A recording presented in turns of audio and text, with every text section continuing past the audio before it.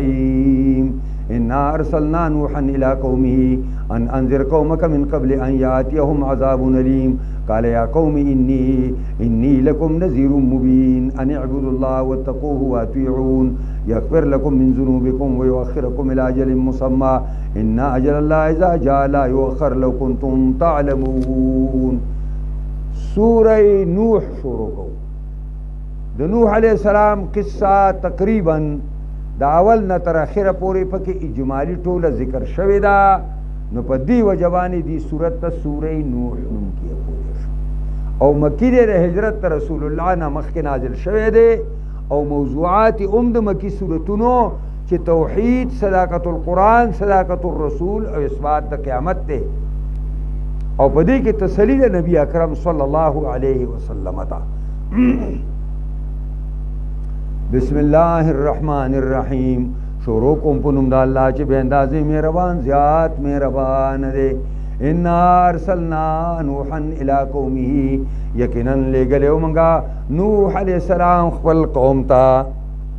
یقینا لېږلی موږ نوح علیہ السلام خپل قوم ته ان انذر په دې مضمون باندې چې ویروا خپل قوم لرا من قبل ان یأتیهم عذاب علیم، پخوا د هغې نه چې راشي دې قوم ته عذاب درناک.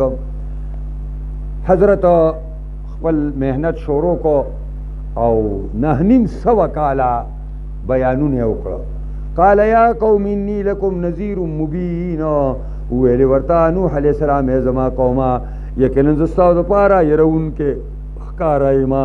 ان اعبدوا الله، تاسو یو خدای عبادت وکئ، واتقوه دی الله نه ویریږئ، واطیعوني زما خبره ومنئ. یغفر لکم من ذنوبکم، وببخي تاسو ته ستاسو ګناهونه، ویؤخرکم الی اجل مسمى، او رسو بکی تاسو را هغه نیټې مقررې ته. ان اجل الله اذا جاء لا یؤخر، یقینا نیټه د الله اذا جاء کله چې راشي لا یؤخر نه رستو کېږي. لو کنتم تعلمون، که تاسو پیدونکي. قال ربي إني دعوت قومي ليلا ونهارا. قال اول نوح علیہ السلام یا زما ربا إني دعوت قومي ليلا ونهارا، ما را بللی دی خپل قوم لرا ستا دین تا، ستا توحید تا د شپې او د ورځې.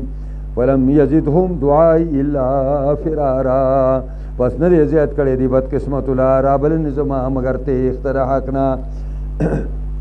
چې څومره زه زور لګوم نو دوی زما نه تښتي. وإني كلما دعوتهما، یقینا زه هر وارې چې راوغواړم د خپل قوم ته دعوت ورکما، لتغفر لهم چې ته ورته بخښنه وکړې خدایا. نو جعلوا اصابعهم في آذانهم، نو ګرځوي دوی خپلې ګوتې په خپلو غوږونو کې. دا ګوتې راوالې غوږونو کې ورکړي زما خبره وانه وري. واستغشوا ثيابهم، او ځان پټوي په خپلو جامو کې.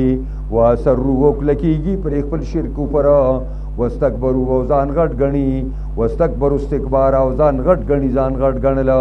ثم انی دعوتهم جهارا، پس هغې نه ای زما ربا راوغوښتم هرې قوم لره په ډاګه باندې ښکاره، په حجرو کې په ډاګو کې ورته مې ویلې.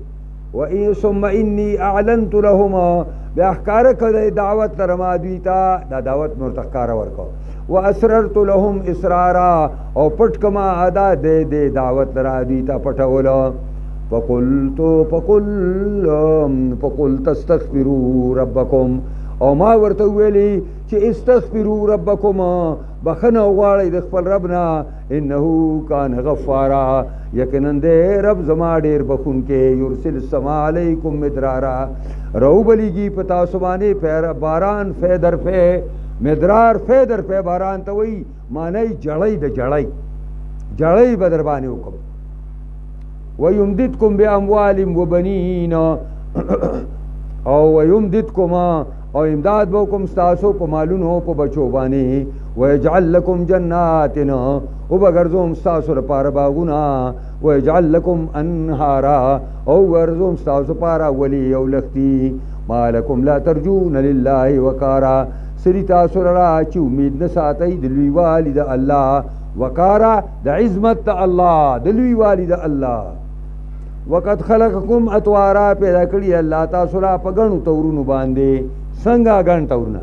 نطفه علقه مزغه اول یو ساس کې دوبوي پر رحم د مور کې پریوزي نو بیا تینا ساس کې د ویني ساز شي بیا تینا جوړ شوی غوښه ساز شي بیا تینا ډوکی ساز شي بیا پاګې باندې سرمن او غوښه راشي له پاسه دا اطوار اربعه یا اطوار خمسه دي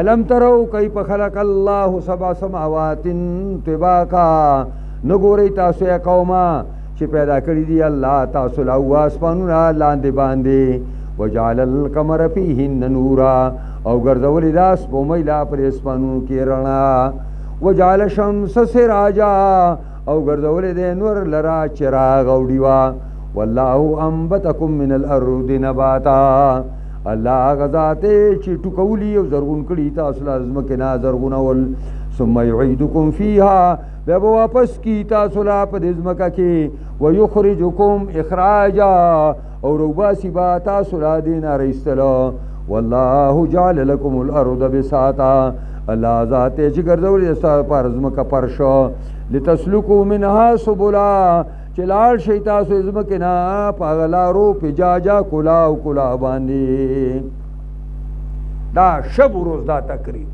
9.5 کال مسلسل خبره د ټس نه مسکیږي نه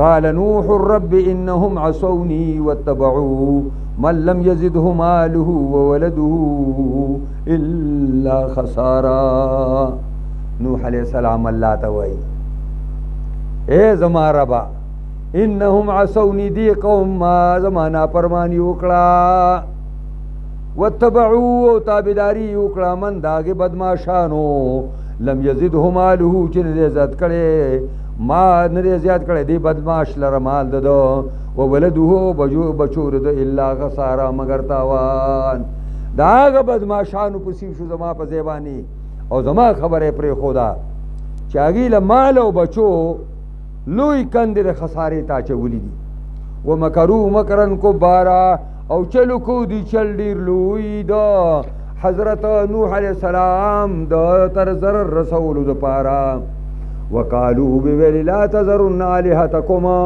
مپریدی تاسو خپل خدایانو لرا عام خدایان چې ګوره پرې نه دی ولا تذرن ودا ولا سواعا ولا يغوث ويعوق ونسرا او مپریدی خامخا تاسو ود لرا دا مینی محبت بوتو دی باندې به یارانی عاشقانی معشقانی کولی ولا سواع او دارنګ سواع بوتم مپریدی ولا یغوس او یغوس مپریدی ويعوق او یعوق مپریدی ونصر او نصر مپریدی دا نیکان صالحانو د پیغمبرانو بچیو مړ شو قوم په جړا شو چې اوس بچانا علم زده کو او چړم سخت او را شو ورته وګورولم نرم شین څوک وای ابلیس غوړې غوندې راغی ویل دې مجسمه بل اساس کم او په یو کمره کې به کېدی او چې چاړه سخت درازي ورته ګوري او شیطان لاړ ته په حدیث کې راځي پټ شسل کاله دا خلق لاړ نوې نسل راغی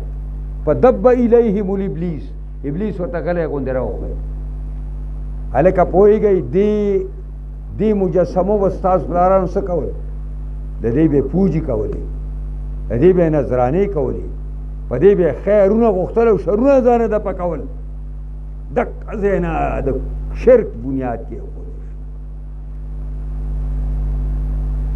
نو وای دوی نوح علیہ السلام زور په دې ورکړی چې ودا او سوا ایست نشي کوله نو دوی وای لا تذرن الهتکم ګره مپرې خپل خدایانو لرا او خاص کر مپرې دی ود لرا او یغوس او یعوق او نصر لرا وقد ازلوا کثیر الله فرمای او دی بوتانو گمراه کړي دي خلکو په دنیا کې ولا تزد الظالمین الا ضلالا خدای مزیت ظالمان لا مگر تباہی او بربادی زلال دلته په معنا تباہی او بربادی باندې مما خطیئاتهما د وجید آغا گناهونو دی قومنا اغرقو غرق شو پس طوفان کې فادخلوا نارا نو ورسېدل اورتا دن شو اورتا فلم یجدوا لهم من دون الله انصارا پس نه موندلو دوی د ځانونو د پاره څوک مددګارانو.